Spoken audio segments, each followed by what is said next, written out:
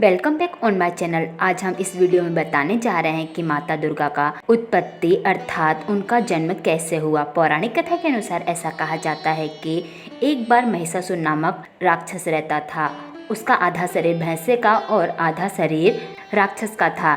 उसने ब्रह्मा जी की कठोर तपस्या की। उसके पश्चात उसने यह वरदान मांगा कि उसकी मृत्यु किसी भी देव, दानव या पुरुष के हाथों ना हो। वरदान पाने के बाद महिषासुर को ऐसा लगने लगा कि अब उसे कोई भी नहीं मार सकता है। इसीलिए उसने देवताओं से युद्ध करना प्रारंभ कर दिया और उसने देवताओं से स्वर्ग भी छीन लिया। आखिरकार सारे देवतागण उससे परेशान हो गए और मदद मांगने के लिए ब्रह्मा, विष्णु और महेश के पास पहुँचे और सभी लोग मिलकर सोचने लगे कि आखिरकार इतनी शक्तिशाली स्त्री कहाँ से लाए जो कि महिषासुर से मुकाबला कर सके। तब विष्णु जी के सुझाव से ब्रह्मा, विष्णु, महेश और सभी देवताओं ने अपनी शक्तियों को एक जगह पर एकत्रित किया और उन शक्तियों से एक देवी प्रकट हुई जो कि देवी दुर्गा कहलाईं।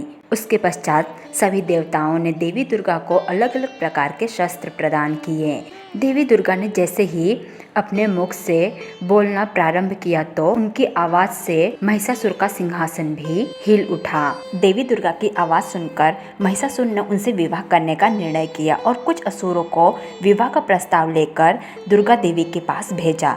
परंतु जैसे ही असुरों ने देवी दुर्गा के सामने महिषासुर से विवाह करने का प्रस्ताव रखा तो देवी दुर्गा बहुत ही ज़्यादा क्रोधित हो गई और इस प्रस्ताव को ठुकरा दी। उसके पश्चात उन असुरों ने देवी दुर्गा के साथ युद्ध करना प्रारंभ कर दिया। देवी दुर्गा ने उन असुरों को युद्ध में हरा दिया और उन असुरों को जान से मार दी। उसके पश्चात कुछ और असुर भी देवी दुर्गा के पास महिषासुर के द्वारा भेजे गए और उन असुरों को भी देवी दुर्गा ने मार दिया। अंत में महिषासुर स्वयं ही देवी दुर्गा के पास आया और उनसे विवाह करने का आग्रह करने लगा। उसके पश्चात देवी दुर्गा ने महिषासुर को युद्ध के लिए ललकारा और देवी दुर्गा तथा महिषासुर के बीच युद्ध होने लगा। इस प्रकार से युद्ध के अंत में देवी दुर्गा ने महिषासुर को हरा दिया और उसे जान से मार दी। इस प्रकार से देवी दुर्गा के हाथों ही महिषासुर का अंत हो गया। इसीलिए नवरात्रि का पर्व मनाया जाता है।